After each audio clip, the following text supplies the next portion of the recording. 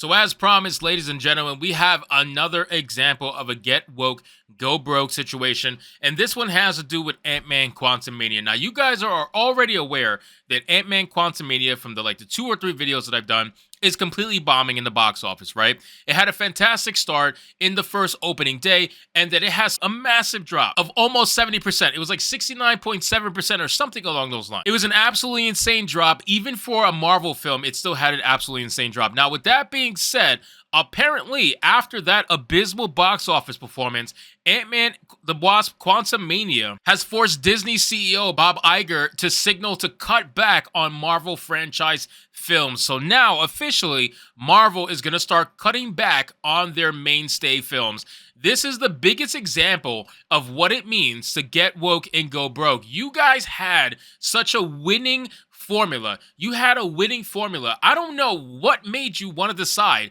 in phase 4 to go absolutely insane with it, but you decided to completely murder your franchise, and all of that for what? What is the point, right? So why did you murder your entire formula? Why did you murder your franchise for what? It doesn't matter, right? You decided to do it for identity politics. You decided to do it because Disney, like I said in my last video, thought it was a great idea to take such a crazy stance on something political when they had no reason to do so, and by doing so has automatically alienated at the minimum 50% of customers. Now, when you factor in that all these videos that come out and all these trailers they come out, they get massively ratioed, they get disliked to all hell, especially when they have an obscene amount of identity politics in it. It gets ratioed to all hell, right? Like Willow got ratioed, Little Mermaid got ratioed, Peter Pan got ratioed, everybody got ratioed. So it got ratioed to a point where it makes you wonder, where are all these modern audience fans that you claim to have? When you make these movies, you love to claim that you're making it for modern audiences and this is what people want. We promise this is what people want. Well, if that's the case, where are they? Where are these people who claim that you claim that they want this stuff? Where are they?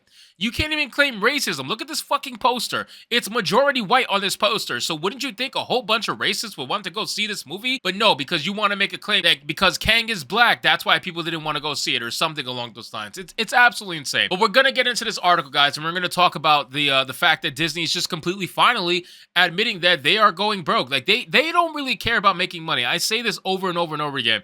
Disney does not care about making money. Making money is not their priority. But unfortunately for them, that's only going to last so long. You can only play politics so long. You can only go with identity politics so long over money. After a while, the investors are going to be like, what are you doing with my money? Why are you wasting my money? And that's exactly what's happening now, because Bob Iger is forced to take action and is cutting back on the movies that are coming out for Marvel's franchise films. Not only that, Disney Plus is cutting back on streaming shows, which is why Willow got canceled, because it was deemed useless. It doesn't make money. You get what I'm saying? Like, it doesn't have the viewership necessary to support it going into a season 2. And we all knew that was going to happen. And now it's happening with Marvel films as well. So let's read this. So it says, the Walt Disney Company CEO Bob Iger signaled that the company plans on cutting back on Marvel franchise films in the wake of Ant-Man and the Wasp Quantumania performing abysmally in the box office.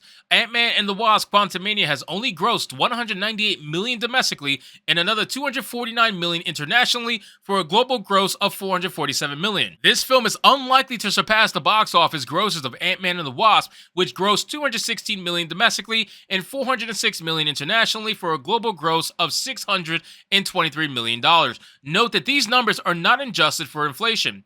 Not only that, you guys got to keep in mind that a lot of this money that's made, I see people on Twitter all the time. They'll be like, well, the movie has a budget of $200 million and the movie has now made 400 some odd million. So it's a profit of $200 million. It's like, guys, no, that's not true. First off, the budget doesn't account for marketing, which on average you have to double the budget for your factoring in marketing. That's number one. Even if you want to make the argument like I did that Marvel is spending less money because they kind of riding the coattails of phase 3 in marketing. They're spending less money in marketing. Even if that's true, you also got to factor in that All that money that's made by the movie theaters does not all go to Marvel. You got to factor in about 50% of it goes to Marvel, 50% of it goes to the theater. So when you start cutting up the numbers, you really start to see the true story happening, and that's what they don't tell you in public. It says the film might even struggle to surpass the unadjusted box office grosses for the first Ant-Man. That film grossed $180 million domestically and $338 million internationally for a global gross of $518 million.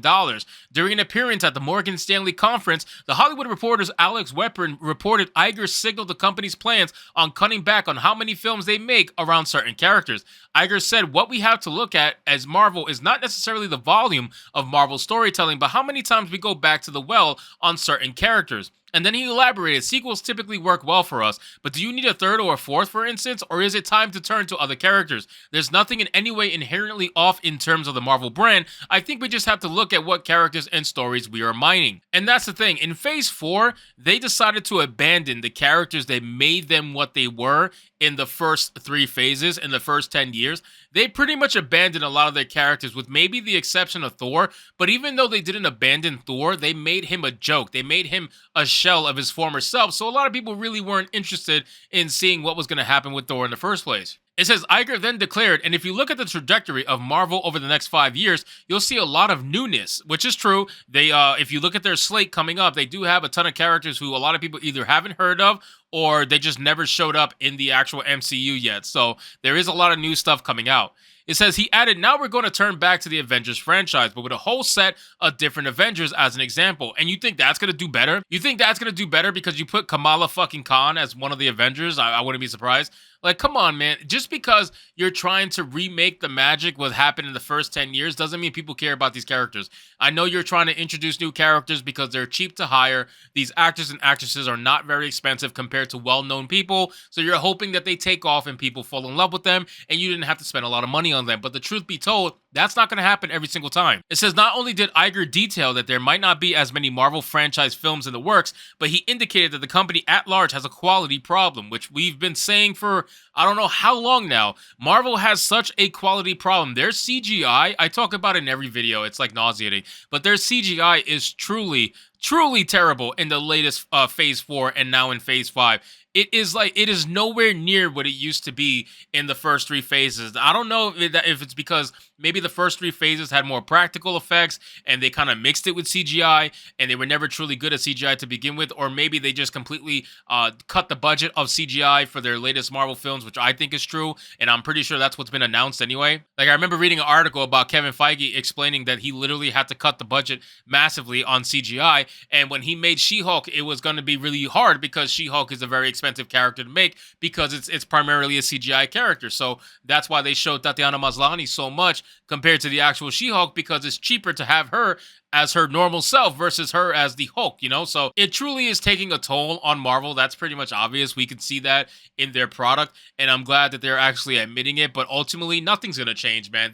Disney is messaging first, money second. That's just what it is. So even if they have to lose money in order to push the message, they will do that. It says, he said, there's so much consumer choice right now, and it comes back to what is differentiated. Well, that's one thing, obviously, we have talked about, is those brands. Star Wars, Marvel, and Disney and Pixar, for instance, but quality is also a differentiator. I think HBO proved that, well, in their halcyon days when high-quality programming made a big difference and not volume, Iger asserted, and because the streaming platforms require so much volume, one has to question whether that's the right direction to go, or if you can be more curated, more, I used the word judicious a few times, but I guess more picky about what you're making, and to concentrate on quality and not volume. Well, ultimately, at the end of the day, if you want to focus on quality, I don't think anybody will hate you for it.